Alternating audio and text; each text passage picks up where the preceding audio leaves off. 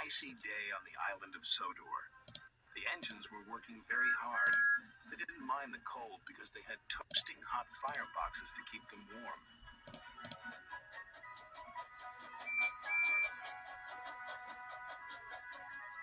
That evening, Sir Topham Hatt came to the sheds. "There's a big freeze coming tonight," he said. "James and Percy are to deliver extra coal to the stations." "Yes, sir," they said eagerly, and Sir Topham Hatt drove away. "You'd better hurry," teased Thomas, "or scary Jack Frost might get you." "Who's Jack Frost?" Percy whistled nervously. "Don't be so silly," sniffed James. "Jack Frost is not scary." "Yes, he is," teased Thomas. "He's all white with a big spiky face." "Rubbish," said James. James knew Jack Frost wasn't scary. Poor Percy wasn't so sure.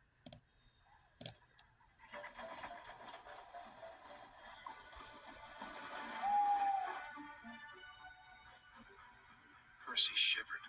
"Jack Frost is not scary. Jack Frost is not scary. Jack Frost is not scary."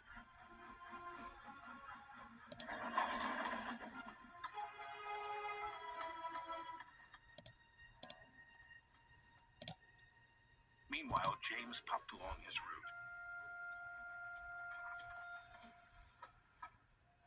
"Silly Percy," he thought, "all steamed up over Jack Frost."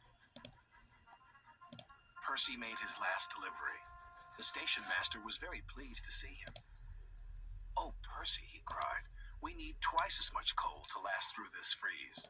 "Don't worry," Percy said. "This is my last stop. You can have mine." So Percy's driver parked him in a siding with only a lantern for company.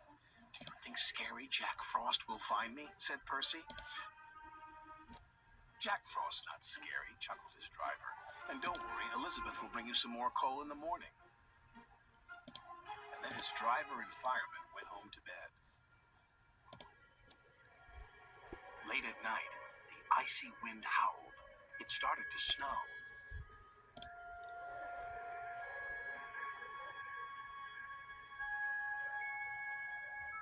Soon Percy's face was so cold, an icicle hung from his nose. "Oh, bother," Percy stuttered, but it didn't sound like Percy. It was so cold, he could hardly make a sound.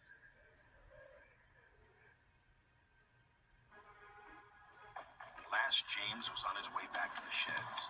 In the fog, he saw shadows and strange and scary shapes. "Scary Jack Frost," he whispered nervously. "Pah!"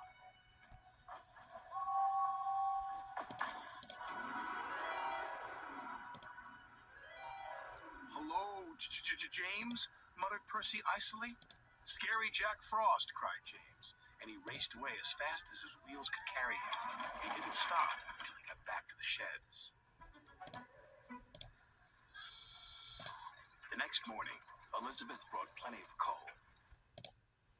"Oh, my dear," Elizabeth chuffed to Percy, "it looks like Jack Frost really got you."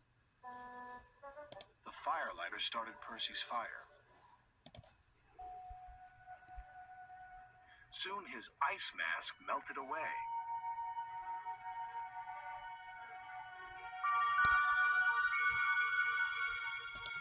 "So scary Jack Frost is only frost," tooted Percy happily, and soon he was as warm as toast. When Percy arrived at the sheds, James was bragging to the other engines. "I saw scary Jack Frost last night," James huffed. "He even knows my name." "He also knows that you ran away," teased Percy, and all the engines whistled, including James, but Percy's was the loudest whistle of all.